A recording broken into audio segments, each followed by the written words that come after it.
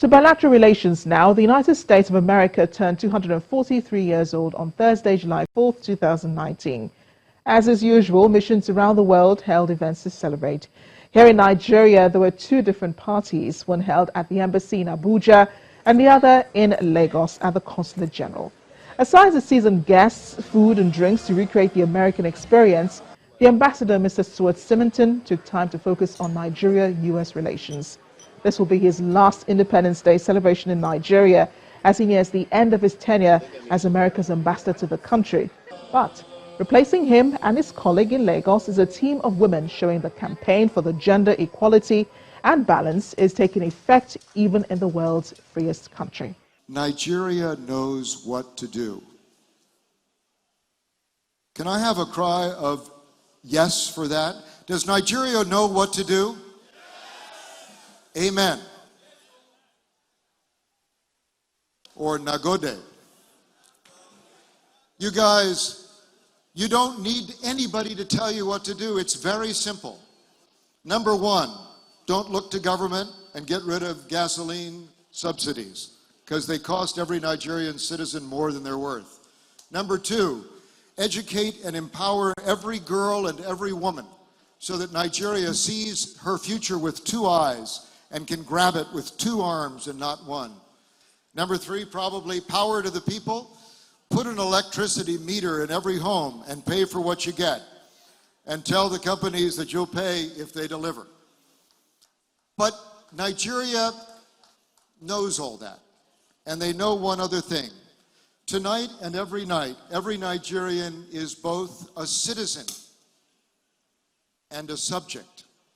I thought that was strange because in the United States we're not. And then I remembered all those other monarchies around the world, including Britain, where the same is true. But there's a difference. In Nigeria, there is one government, but there are hundreds of sovereigns. So a great challenge for Nigeria, a great asset of Nigeria, is for all those who lead, from sultans and lamidus and shehus and emirs in the north, to obis and obas and kings here in the south, for all the leaders of Nigeria and all the subjects that they represent, to come together to make this nation one nation bound in freedom with peace and unity. And in this process, you can count on the United States. For we believe in your ideas, and we profoundly believe in you. And we also believe that the world will be better if it's made with Nigeria, and if, as tonight, John, here in your house, if it's a future made with America. Thank all of you for coming, and happy 243rd.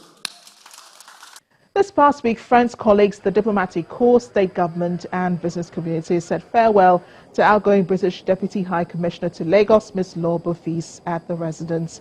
It was quite emotional for her as she acknowledged she has had quite the time in Lagos.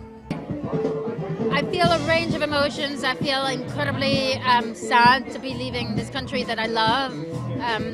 It's been so intense. I've done so much. I've met so many incredibly inspiring people that to go is sad. And I will miss Nigeria. It's a place that I've grown to call home, and I feel very attached to the place. Equally, I feel excited because we've done some great things, because I've made wonderful friendships, because I know the story with Nigeria is not over. I'll come back. I will meet Nigerians abroad, whether in the UK or elsewhere, and I will continue to be an ambassador for Nigeria whenever I'm in the UK, challenging stereotypes, talking about the talent, the diversity, the energy. So it's a bit of a mixed bag today in terms of emotions, but certainly a very emotional day. She will be replaced by the Deputy High Commissioner in Abuja, Ms. Harriet Thompson, who's already in Lagos. Ms. Thompson has promised to fill in Ms. Law's shoes nicely and strengthen Nigeria-UK relations. I love Nigeria as much as Law loves Nigeria, and I know Lagos well enough to know what an exciting, vibrant, energetic, positive place it is. Whenever I've been to visit Lagos, I always leave feeling good about Nigeria's future and impressed by the things that people in Lagos are achieving against all the odds in many circumstances. So I can promise Lagos that I'm going to bring as much enthusiasm to this job as Law has done.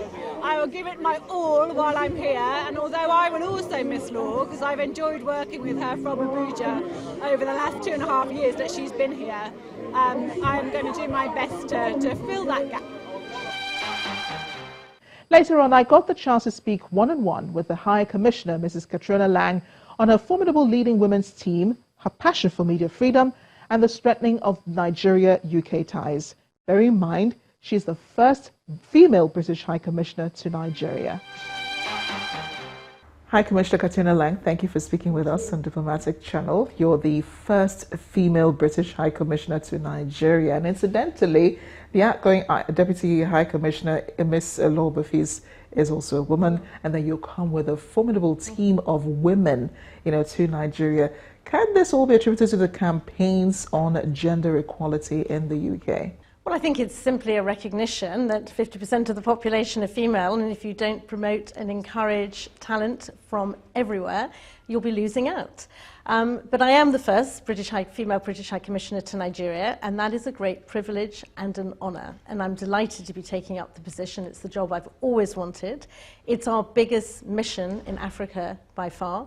It's our most senior Ambassador High Commissioner in Africa. So not only am I the first female High Commissioner, I'm also the most senior High Commissioner across the Africa network. And as you say, I have two fantastic female deputies, one outgoing, Law Beaufils, but soon to be replaced by the current deputy in Abuja, Harriet, and Harriet herself will also be replaced by a woman. So we remain a top female team, and we see that as also a responsibility to encourage and mentor other young female diplomats coming through the system to encourage them to aspire to the very top jobs. Any pressure to act differently just because you're a woman, to do things differently? I think you have to be yourself. The most important thing is to be authentic, whatever your personal style is. I think as an all-female team, we do probably do things a little bit differently. I think, and I hope we listen more, we can empathise more with the female population in Nigeria alone. We have a natural affinity to understand some of the challenges that they personally are going through. I think the female touch can help. I'm redoing my residence, for example, a bit of an interior design. I do care about the environment I live in.